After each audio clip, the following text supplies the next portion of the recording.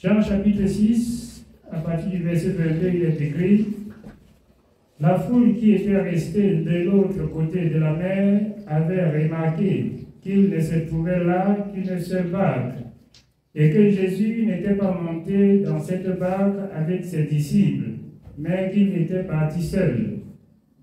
Le lendemain, comme les autres barques étaient arrivées de Tibériade, près du lieu où ils avaient mangé le pain, après que le Seigneur eut rendu grâce, les gens de la foule, ayant vu que ni Jésus ni ses disciples n'étaient là, montèrent eux-mêmes dans ces barques et allèrent à Capernaum à la recherche de Jésus. Et l'ayant trouvé au-delà de la mer, ils lui dirent: Rabbi, quand es-tu venu ici?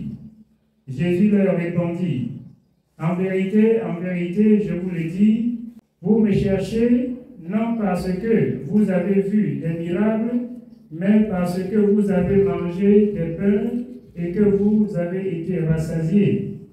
Amen. Le Seigneur fait là une remarque. Que certains, parmi ceux qui le cherchaient, le cherchaient non parce que Dieu a produit des miracles et qu'il enseigne bien, mais parce que auprès de lui il y a le plan de gorge. Et là, c'était leur raison de chercher et de marcher partout pour suivre Jésus où il est parti. Je veux que tu donnes ton attention à cette parole pour savoir, pour connaître, pour apprendre de Jésus. Parce que beaucoup abandonnent Jésus faute de nourriture. La famine fait beaucoup de personnes abandonner Dieu. Je vous le dis, si vous ne donnez pas votre attention à la parole, vous allez abandonner en chemin. Beaucoup l'ont suivi parce qu'ils ont mangé le pain. Et comme dans des religions où Dieu a permis que je passe aussi, la préoccupation de certains croyants était que Dieu fasse le miracle, il voyage. D'autres étaient que Dieu fasse le miracle, il trouve le travail. Certains étaient que Dieu fasse le miracle, il trouve le mariage. Certains étaient que chacun avait ses raisons de suivre Dieu. Pour toi, quelle est ta raison de suivre Dieu? Or, Dieu a appelé le peuple un seul but, la vie éternelle. Que je ne cesserai de rappeler ceci aux enfants de Dieu. Donc la sainte doctrine est transformée dans le monde. La sainte doctrine est transformée dans le monde. Donc j'ai entendu encore quelqu'un parler de la doctrine de la sémence. Mais quand on est malade, on sait, Dieu guérit. Quand on est en situation, on sait, Dieu s'en appelle. Et je vous exhorte, de la loi jusqu'à l'évangile, jusqu'à la grâce dont je parle de l'évangile. Avec Moïse, nous n'avons pas trouvé cela. Avec les apôtres, nous n'avons pas aussi vu cela.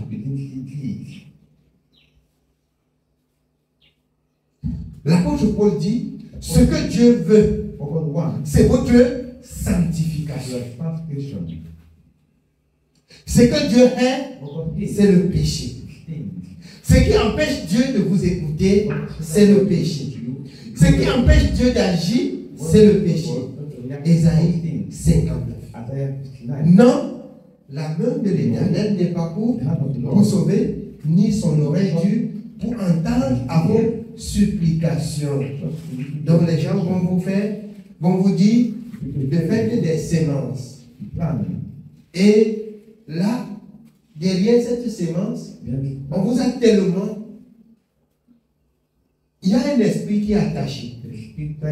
Et cet esprit qui est attaché, c'est que quand vous avez de l'argent même, l'esprit là vous fait savoir que si vous versez tout cela, vous serez en communion avec Dieu. Vous avez beaucoup donné à Dieu. J'ai envie tous les jours de la vie. Vous faites lire Romains 12, verset 1 à 3. Nous lisons Romains chapitre 12, du verset 1 au verset 3. Je vous exhorte donc, frères, par les compassions de Dieu, à offrir vos corps comme un sacrifice vivant, saint, agréable à Dieu, ce qui sera de votre part un culte raisonnable. L'offre que Dieu attend, c'est la sainteté du corps. C'est la pureté d'âme. C'est la sainteté du corps. Et le reste est joué. D'autres choses ne restent que complémentaires. Si vous marchez dans la sanctification, si vous vous donnez entièrement à Dieu, à vivre loin du péché, vous n'avez pas besoin des sémences. Parce que celui qui est la sémence d'Israël, c'est Jésus-Christ. Ésaïe 55. Il dit, vous qui avez de l'argent, vous qui n'avez rien, venez, il accueille tous. Et il donne la vie à ceux qui ont, selon Ésaïe 66, l'esprit abattu et qui recherchent la justice, la vérité et la paix. Voilà les personnes sur qui Dieu porte le regard. Il ne porte pas le regard sur ceux qui donnent beaucoup de sémences. J'ai envie de dire, c'est l'escroquerie de l'évangile envers ceux-là qui portent l'évangile de la perdition. Ils rendront compte à Dieu. Ils dépouillent le peuple de Dieu. En fait, Dieu a parlé. Ici, malheur à ceux qui dépouillent son peuple. On dépouille. On a inculpé ça dans l'état d'esprit des personnes. Si bien que personne, déjà quand ils s'ouvrent, ils ne se souviennent pas qu'ils doivent examiner leur vie pour voir, comme l'apôtre Paul dit dans 2 Corinthiens 13:7, pour voir s'ils vivent la sainteté, la sanctification, pour voir s'il n'y a rien de reproche entre leur conduite et Dieu. Non. On réfléchit que si on s'aime, si on donne quelque chose au pasteur, le pasteur va prier. Alors, bien aimé, vous rendez visite aux marabouts modernes. Donc vous croyez que ce sont des pasteurs. Ce sont des marabouts modernes. Un pasteur envoyé par Dieu dit des choses que Dieu a dit. Il n'y a pas un pasteur qui doit prendre l'argent, que c'est la sémence ou que c'est de la part de Dieu pour prier pour un enfant de Dieu. Ce sont des marabouts. Le marabout attend de rendre service et en retour, tu lui donnes. Ce ne sont que des marabouts modernes. Ceux qui sont envoyés de Dieu. Ils ne réclament rien. Leur salaire vient de Dieu. Si on les donne à manger, ils mangent. Quand le Seigneur envoya les disciples, ne prenez ni ça, ni quoi. Et là, dans quelques maisons où vous entrez, si on vous donne à manger, mangez. Bénissez, guérissez les malades, sans rien exiger. Donc je nous dis, ce que Dieu attend que l'homme lui offre, c'est la sainteté du corps. C'est que tu utilises ton corps pour le servir dans la vérité, dans la justice et dans la sainteté. C'est que tu éloignes de toi la prostitution. C'est que tu éloignes de toi le vol. C'est que tu éloignes de toi le mensonge. C'est que tu éloignes de toi les détours. C'est que tu te sépares de tout ce qui est mal. Voilà ce que Dieu peut approuver, la conduite. Il n'y a pas l'argent. L'argent, ça ne peut pas te sauver. Tout est bien, ne peut pas te sauver. Quand tout est bien, tu fais la sémence. Ça obéit à Dieu, tu vas mourir. Tu vas errer. Mais est-ce que les gens ne partent pas chez les marabouts pour prendre des produits pour prospérer? Ils partent pour prendre des produits et prospérer. Ceci est en tant que des marabouts modernes. Ils prennent et il va travailler pour que vous prospérez. Vous dites que voilà comment Dieu donne. Quand il prend, il a pris ton nom. Et il va voir son démon, on travaille pour que tu prospères. Là, tu dis que Dieu agit. Quel Dieu de mensonge. Dieu marche dans la sainteté. Dieu marche dans la vérité. Dieu marche dans la justice. Voilà pourquoi l'évangile s'est combattu. Parce que ça va sauver les âmes. Voilà pourquoi on peut nous jeter des pierres de gauche à droite. Parce que le secret du mensonge est dévoilé. Le secret du mensonge est dévoilé. Amen. Nous rentrons dans le livre de Jean. Nous rentrons dans Jean chapitre 6 et nous continuons au verset 27. Travaillez non pour la nourriture qui périt, mais pour celle qui subsiste pour la vie éternelle et que le Fils de l'homme vous donnera. Car c'est lui que le Père, que Dieu a marqué de son sceau. Travaillez non pour de la nourriture qui périt, mais pour celle qui subsiste jusque dans la vie éternelle. Je vous dis, quand Israël est parti de l'Égypte, après il a regretté parce qu'il mangeait beaucoup en Égypte. La nourriture qui peut détruire le peuple de Dieu, qui peut empêcher le salut, qui peut mettre la barrière entre l'homme et Dieu. Prenez Exode 16 à partir du premier verset. Avant qu'on y revienne dans Jean. Exode 16 à partir du premier verset. Travaillez non pour de la nourriture qui périt, mais pour celle qui subsiste jusque dans la vie éternelle. Amen. Exode chapitre 16, nous commençons au verset 1. Toute l'assemblée des enfants d'Israël partit d'Élim, et ils arrivèrent au désert de Sin, qui est entre Élim et Sinaï. Le 15e jour du second mois, après leur sortie du pays d'Égypte, et toute l'assemblée des enfants d'Israël murmura dans le désert contre Moïse et Aaron. Les enfants d'Israël leur dirent: que ne sommes-nous morts par la main de l'Éternel dans le pays d'Égypte, quand nous étions assis près des pots de viande, quand nous mangions du pain à satiété, car vous nous avez menés dans ce désert pour faire périr. Amen. Écoutez la pensée des enfants d'Israël. Dieu a fait la promesse de sortir son peuple de l'esclavagisme pour les conduire à Canaan où le lieu était sûr. Il y avait du miel, il y avait de la bonne nourriture. Mais chemin faisant, ils se retournent, ils se révoltent, ils s'en prennent contre l'homme de Dieu qui les conduisait. Nous étions en Égypte, on était devant les pots de viande, on mangeait. Mais la nourriture là te conduit où?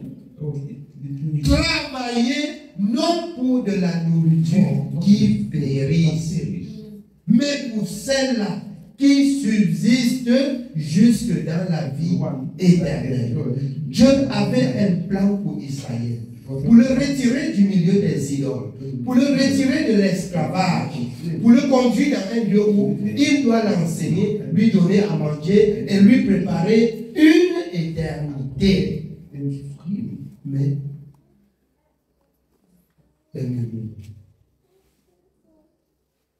les murmures, ils regrettaient en chemin. Il dit à Moïse, nous, on mangeait le concombre, on mangeait la viande. Vous nous avez retiré là pour venir nous faire périr dans le désert. Ce n'était pas le plan de Dieu. Le plan de Dieu, c'est de sauver son peuple. Alors, je voudrais que tu écoutes attentivement ce matin.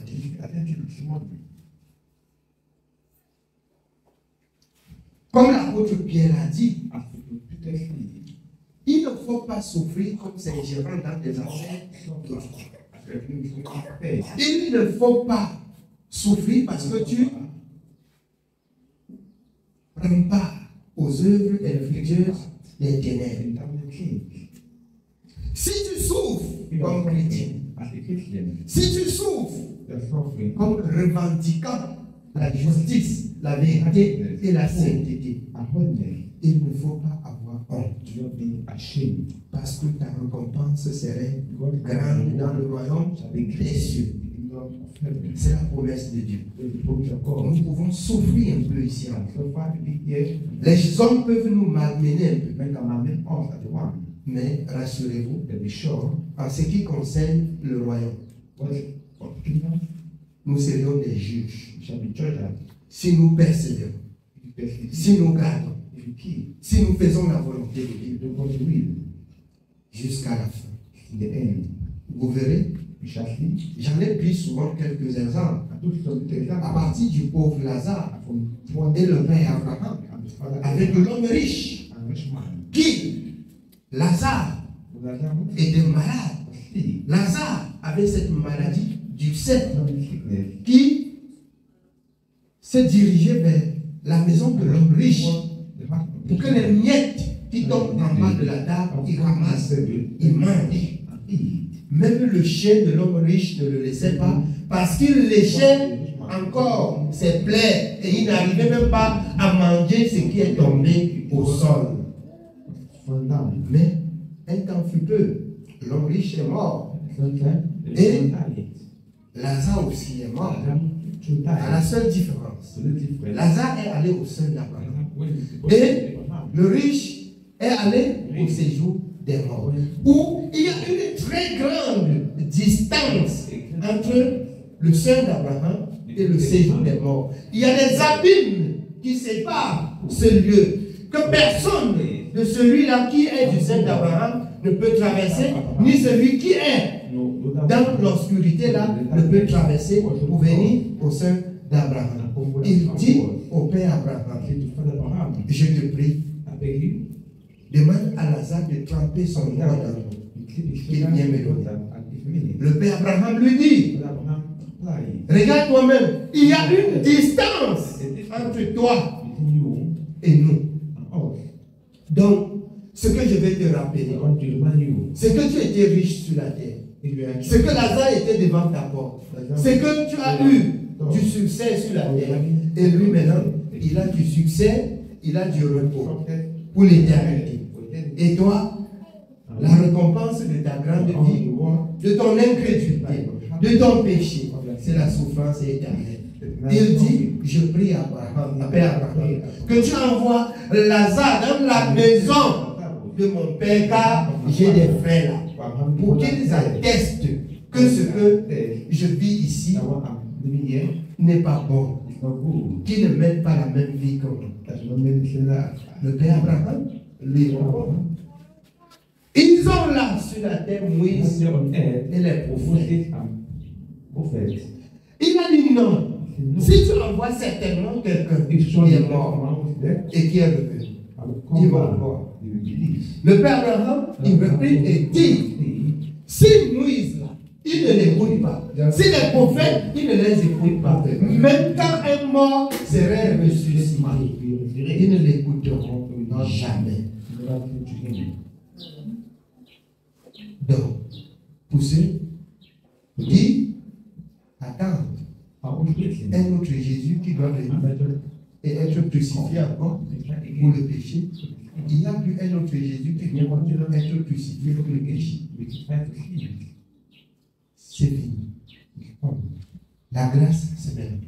Et celui qui n'a pas encore rencontré Jésus est dans l'égout. Et celui qui a déjà rencontré Jésus, on a eu la permission pour le péché. La grâce de Dieu subsiste pour ceux qui sont encore dans l'ignorance. Mais la grâce de Dieu ne se renouvelle pas pour les pécheurs qui ont rencontré Jésus. Je voulais que nous comprenions quelque chose. Sinon, on serait déçus. Et la déception serait grande. Sinon, on serait déçus. Vous pouvez être à l'église, dans ce que vous êtes chrétien. Vous pouvez. On ne chasse personne. On ne renvoie personne de l'église. Mais Dieu connaît ceux qui l'appartiennent. Vous pouvez cacher votre identité de péché. Vous pouvez vous cacher dans le péché. Mais le jour où Dieu va tourner le côté, vous allez vous retrouver dans la confusion. Le jour où Dieu va vous séparer de son Dieu, vous allez vous retrouver dans le noir, comme l'homme riche. Si vous avez des oreilles pour entendre, écoutez bien ce que le Seigneur dit. Alors, le peuple, ici, regrette et tourmente Moïse pour ce qu'ils vont manger. Et c'est pour cette raison que le matin, j'ai dit, quelle est ta raison de suivre Dieu? Quelle est la raison de faire la volonté de Dieu? Si tu penses qu'en faisant la volonté de Dieu, tu peux un peu pécher, tu peux un peu venir là, tu peux voir le serviteur et puis tu peux me mentir même, je peux. Mais le mensonge là ne va pas traverser la vie.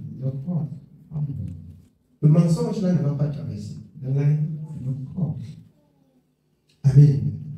Nous continuons de lire dans Exode. Nous continuons dans Exode chapitre 16. Car vous nous avez menés dans ce désert pour faire mourir de faim toute cette multitude. L'Éternel dit à Moïse, voici, je ferai pleuvoir pour vous du pain du haut des cieux. Le peuple sortira et en ramassera jour par jour la quantité nécessaire afin que je les mette à l'épreuve et que je vois s'il marchera ou non selon ma loi. Dieu donne maintenant pour éprouver. Dieu qui a pris soin. Dieu qui a dit, je vais te conduire, je vais te garder, je vais pouvoir. À un niveau, tu dis, est-ce qu'il est capable? Il dit, bon, comme ils font ça, je vais les éprouver. Pour voir s'ils vont manger réellement et obéir à la parole. C'est l'épreuve. C'est l'épreuve. On continue? Nous continuons au verset 5. Le 6e jour, lorsqu'ils prépareront ce qu'ils auront apporté, il s'en trouvera le double de ce qu'ils ramasseront jour par jour. Amen. Ils vont préparer, ils vont trouver quoi? Le double. Il est Dieu. Tu entres dans la maison de Dieu. Ton cœur est sur les richesses. Il peut te donner. Il peut t'oublier. Tout est prouvé. Et dès que c'est là, tant pis pour toi. Si tu oublies rapidement, qui te conduit?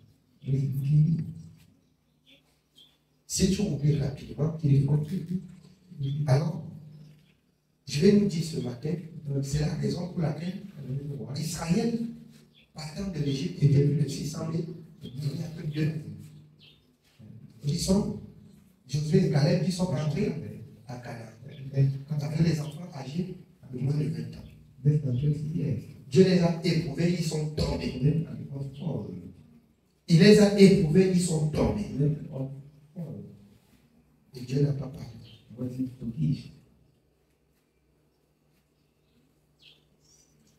Parce que Dieu a pris le temps de les enseigner. Dieu a pris le temps de les dire. Connaissez-moi.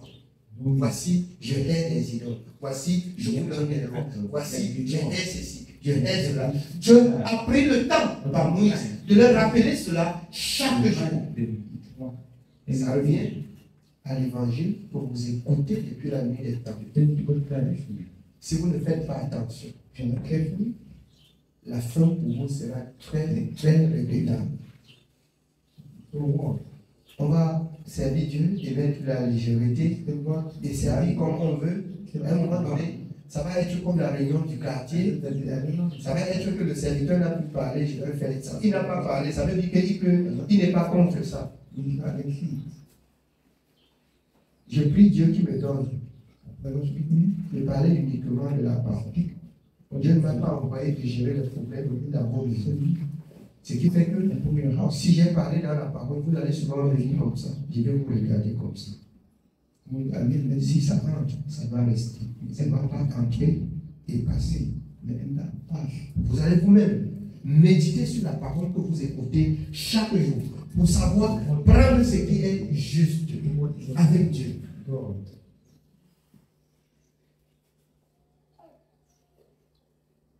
Pour savoir prendre ce qui est juste. Dieu vous enseigne que vous gardez sa parole.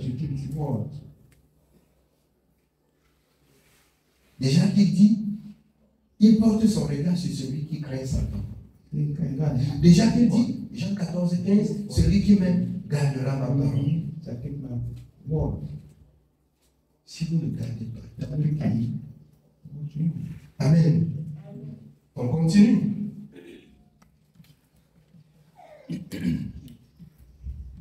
Nous continuons au verset 6. Moïse et Aaron dirent à tous les enfants d'Israël, ce soir vous comprendrez que c'est l'Éternel qui vous a fait sortir du pays d'Égypte. Moïse décline sa responsabilité. Ce soir même, vous allez comprendre que c'est l'Éternel qui vous a fait sortir du pays d'Égypte. Nous rentrons dans Jean. Ce que je voudrais qu'on comprenne, nous avons compris. Tu sais pourquoi tu as choisi servir Dieu. Tu connais pourquoi tu as choisi servir Dieu. Et je vous exhorte, si tu as un manquement, bien 4, 6, fais connaître aisément les besoins à l'Éternel par des prières, des supplications, avec des actions de grâce. En obéissant toutefois à la parole, en laissant Dieu agir au temps convenable. Voilà ce qui est bien pour toi. Quand il a dit, Dieu ne t'abandonnera pas, il ne te délaissera jamais. Il faut déjà croire, obéir et regarder à lui. Pour qu'il se souvienne de sa parole. Amen. Oui, bien aimé. Nous rentrons dans Jean et nous continuons. Nous continuons dans Jean chapitre 6, au verset 28. Il lui dit, que devons-nous faire pour faire les œuvres de Dieu? Que devons-nous faire pour faire les œuvres de Dieu? Nous allons faire comment? Pour obéir à Dieu. Nous allons faire comment? Pour faire la volonté de Dieu. Écoutez l'œuvre de Dieu.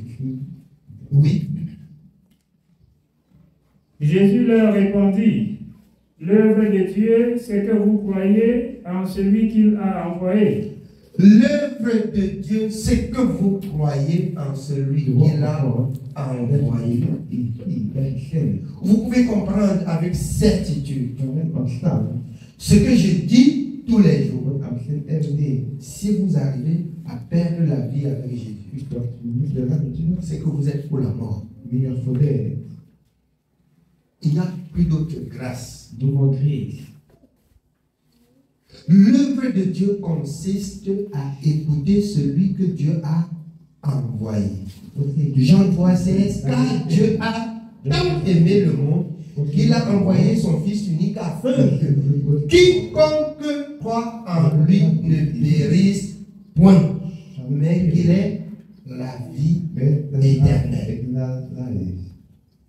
L'œuvre de Dieu consiste à croire en celui que Dieu a envoyé. On continue. Nous continuons au verset 30. Quel miracle fais-tu donc, lui dirent-ils, afin que nous voyions et que nous croyions en toi? Que fais-tu? Nos pères ont mangé la manne dans le désert, selon ce qui est écrit. Il leur donna le pain du ciel à manger. Jésus leur dit, en vérité, je vous le dis, Moïse ne vous a pas donné le pain du ciel, mais mon Père vous donne le vrai pain du ciel. Amen. En réalité, il dit la vérité. Ce que Dieu a donné dans le désert, que vous avez appris tout à l'heure, c'était avec au lait. Il ne vous a pas donné le vrai pain du ciel. Il vous a éprouvé. Et voici le pain descendu du ciel. Jésus-Christ de Nazareth. Moïse ne vous a pas donné le pain du ciel. Oui, on continue. Car le pain de Dieu, c'est celui qui descend du ciel et qui donne la vie au monde.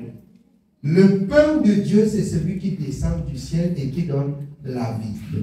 D'autres ont ramassé la viande avant que ça n'entre même dans la bouche. Ils étaient frappés.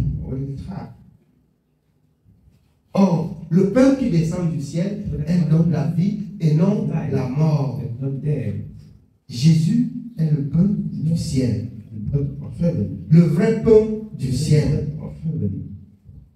Vous avez tenté Dieu dans le désert et vous avez vu la colère. Amen. Oui, on continue. Continuons au verset 34. Il lui dit, Seigneur, donne-nous toujours ce pain. Jésus leur dit, je suis le pain de vie. Celui qui vient à moi n'aura jamais faim, et celui qui croit en moi n'aura jamais soif. Bien-aimé, il faut écouter et croire comme un enfant. Si tu sais Jésus sans péché contre lui et que tu as faim, prends ça, tu lis. Prends ça, tu lis. On ne dit pas que tu lis ça sans travailler. Parce que vous allez vous enfermer dans vos maisons, vous allez lire ça comme miracle, vous allez mourir.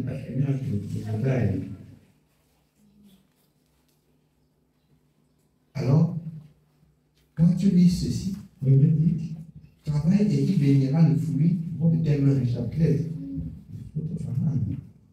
Amen. Prends ceci, tu lis et il bénira le fruit de tes mains. Et voilà pourquoi les Occidentaux traitent les Africains des, je ne sais, religieux paresseux. Pendant qu'ils font des recherches, les Africains sont au pied des pasteurs pour faire des prières pour chercher le visa. Pendant qu'ils font les recherches dans les laboratoires, ici, on doit à l'église pour chercher le visa, pour supplier le pasteur qui prie pour qu'on ait le visa. Pendant que dans Acte 10, 32, le Seigneur dit, je reconnais qu'en toute nation, celui qui craint et qui pratique la justice est agréable. Mais on n'obéit pas à Dieu. Mais on va vers Dieu pour un but dont je disais tout à l'heure. Servez Dieu pour avoir la vie. Partout dans le monde entier où vous vous trouvez, si ce n'est pas Dieu, vous n'allez pas gagner votre vie. Je vais vous dire ce matin, il y a les autres dans le Cameroun qui veulent partir et il y a des autres ailleurs qui veulent entrer dans le Cameroun. Parce qu'ils trouvent qu'au Cameroun, bien aimé, c'est la terre promise. Et vous trouvez d'autres endroits qu'au Congo aussi, c'est la terre promise. Ainsi, le monde est bouleversé comme ça, il tourne comme ça encore. Ils oublient que c'est en obéissant à Dieu. C'est en travaillant avec droiture et justice qu'on gagne honnêtement son pain quotidien dans la vérité et dans la justice. Amen.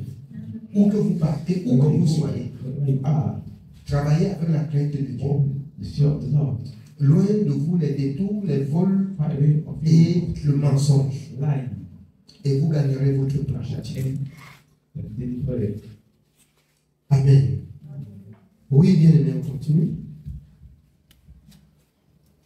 Nous continuons au verset 36. Mais je vous l'ai dit, vous m'avez vu et vous ne croyez point. Tous ceux que le Père me donne viendront à moi. Jésus, il dit ici, vous m'avez vu et vous ne croyez point. Attendez, je vais vous dire quelque chose. Je vais attirer votre attention sur quelque chose. Vous m'avez vu et vous ne croyez point. Mais il était avec eux. Mais là, il y a quelque chose. C'est que la parole qu'ils écoutaient, ce n'est pas ce qu'ils attendaient. Finis vite de raconter cela, tu fais un miracle. Finis vite de raconter cela, tu fais un miracle au voyage. Finis vite de raconter cela, vous priez pour moi de trouver le travail. Finis vite de faire cela, vous priez pour moi le mariage en grâce. Et c'est ça. On a oublié que le travail sans Dieu. Vous pouvez arriver là-bas, c'est le travail là qui vous met en prison. Vous avez oublié que le mariage est sans Dieu. Vous pouvez arriver là-bas, vous trouvez que on a mis la corde au cou. On a mis la corde sur votre cou. Vous oubliez qu'on peut prier, vous avez le visa. Vous arrivez dans ce pays-là, on vous a envoyé pour être esclave. Donc, en conclusion, c'est travailler avec Dieu. Qu'il y ait quelque chose pour ceux qui craignent Dieu. Amen. Oui, bien aimé. Nous sommes au verset 37. Tous ceux que le Père me donne viendront à moi, et je ne mettrai pas dehors celui qui vient à moi. Car je suis descendu du ciel pour faire non ma volonté, mais la volonté de celui qui m'a envoyé. Or, la volonté de celui qui m'a envoyé, c'est que je ne perde rien de tout ce qu'il m'a donné, mais que je le ressuscite au dernier jour. Amen. La volonté de celui qui l'a envoyé, c'est qu'il ne perde personne, mais celui de tous ceux qui l'attirent. Dieu, en fait, est pointu dans sa parole. Dieu est exigeant. Vous n'êtes pas vous perdre. Dieu n'est pas exigeant pour vous faire du mal. Dieu est exigeant pour vous sauver. Il n'est pas exigeant pour vous perdre.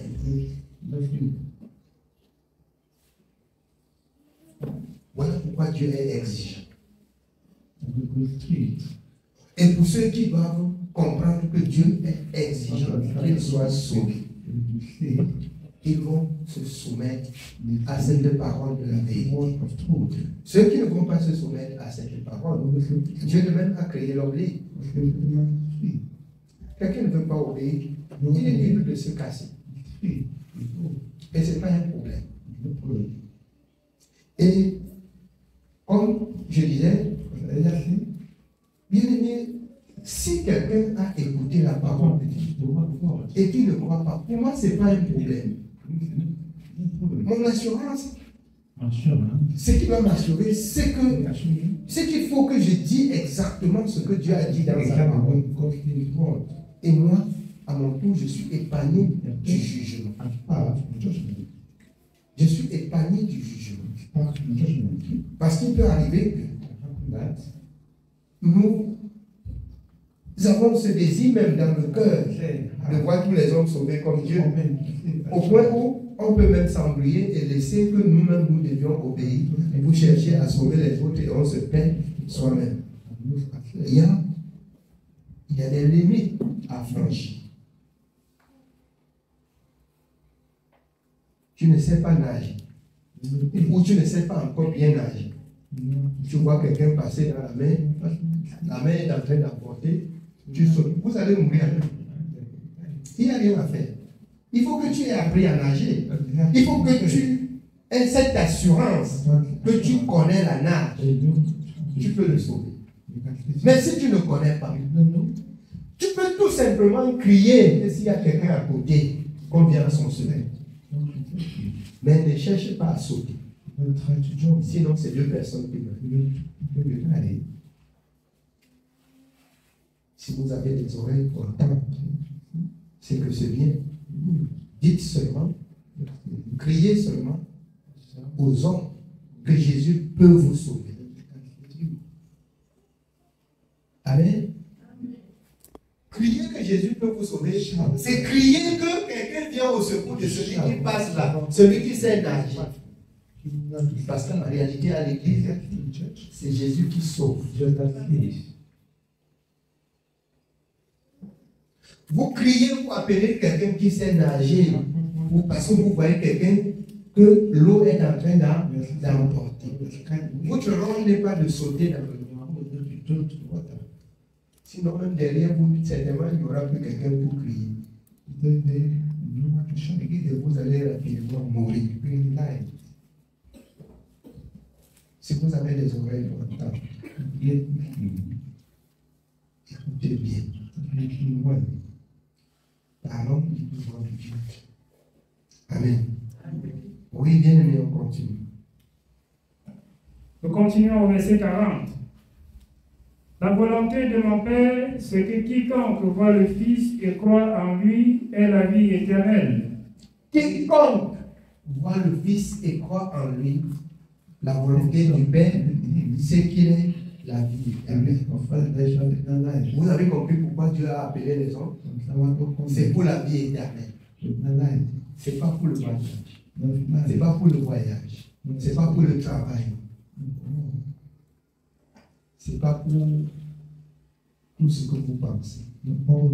La vie éternelle. Amen. Oui, bien. Et je le ressusciterai au dernier jour. Les Juifs murmuraient à son sujet parce qu'il avait dit, « Je suis le pain qui est descendu du ciel. » Et il disait, « N'est-ce pas là Jésus, le fils de Joseph, celui dont nous connaissons le père et la mère? » Alors, comme aujourd'hui, beaucoup de vos bien-aimés, je dis, je hais le péché. Elle ne s'attachera pas à moi. Et ce n'est pas Noël là-bas. Mais tous les jours, mais on est ensemble. Il me dit quoi là? Il raconte quoi là? Mon frère, tu connais Dieu plus que qui? La conduite là ne va pas s'attacher. Le péché là, ça va t'aller sur toi. Ça ne serait pas mon partage. Je vous dis, comme Dieu a créé l'homme libre, que celui qui choisit la voie du péché passe sans troubler ceux qui choisissent la voie de la sainteté. C'est simple.